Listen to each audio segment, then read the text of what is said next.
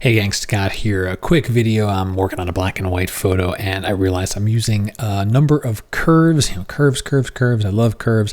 Thought I'd share what I'm doing with them and why I'm using several of them and why one wasn't cutting it for me. So if you've got a tool that has curves and has masking, you can do the same kind of work. I'm going to show you here in Lightroom what I'm working on. So this is where I was before I started jumping into some additional curves. And so you can see I've got this basic tone curve, just kind of, before and after, just toning down the highlights overall, trying to shape in a little more. I really should say toning down the midtones to make the contrast pop more.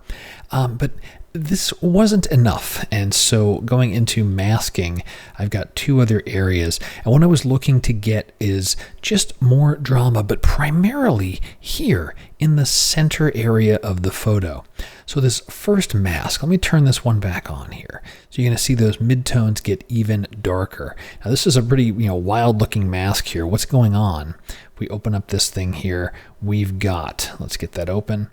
We have a luminance range mask where I'm targeting the upper midtones. That's where most of the strength of the mask, I shouldn't say strength of the mask, where the mask is really targeting full application of whatever changes I make to those upper midtones and then tapering them off.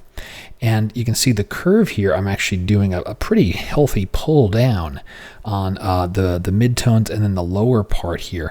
But because the luminance mask is there, we're really concentrating on like this area of the histogram, that upper midtones, and I'm kind of playing the luminance range, protecting me with the curve. Could I do this with a single curve?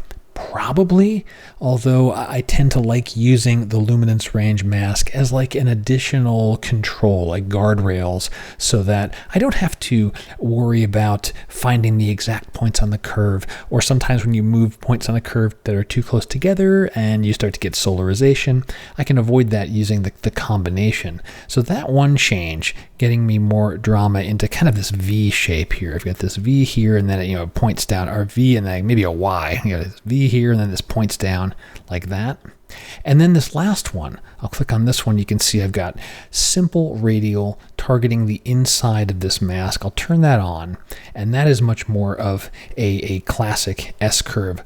A little more on like the high key side of things, pushing those upper midtones higher to get those highlights to pop, and then pulling this back down just to keep some of the shadows in check. I'm still fiddling with this one a little bit. I might take these shadows a little farther down just to get that little extra darkness in there, something like that.